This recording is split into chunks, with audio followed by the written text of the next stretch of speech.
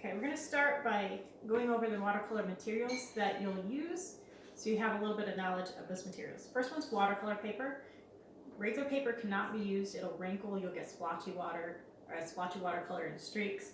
So any watercolor paper or really thick paper will work. When you're looking at watercolor paper, the important thing is the poundage down here. This says 140. The higher the number, the better the quality of the paper.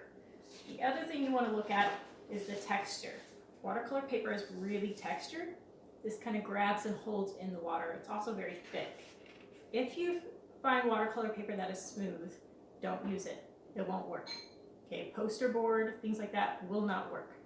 So it must be textured. It'll rip the water, hold it in place for you. Okay, the next. Okay, we'll put that down. Next thing you want to look at is your watercolors. Okay, so when you're looking at watercolors, you'll see that the darker the color, the better it is. Okay, you don't want to get little kitty watercolors. They look really bright and shiny. You actually want them to be really dark. Like when you look at this blue, it's almost black. And that's good because you will never get a darker color than what's in the palette. If this is like a really bright blue, then it won't work when you're trying to get dark blues. So when you're looking at watercolors, you know they're good quality if the blue and the black are or the blue and the purple are almost black. Then you know you've got a good quality set. Okay, they come in all kinds of sets. I've got a bigger one here. So watercolors are fairly inexpensive. And you can get lots and lots of different colors. There's not a limit on it. You'll also find watercolors in tubes like this. These are okay to use. They're very convenient to use because they're always really easy to get out. And you don't have to, that one's dried up. You don't have to sit there and dip your brush in the paint and put it in. You just squeeze it in the palette. The other things you should have is your palette here and your brushes. Cold water. You must use cold water. You cannot use warm or hot. It'll turn the paper yellow, make it really dingy. So don't use that.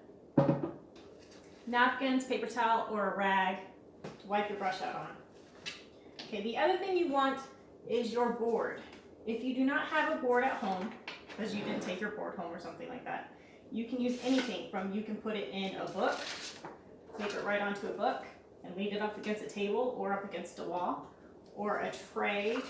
Like I have this tray here to show you. You can tape it onto the back of the tray and use it. It works really nice if you just put it on your lap and use it against a table. Okay, I have an art table here, so I'm going to use my art table here. So hold this up. You want a tilt. There we go. The tilt is on purpose because water flows down.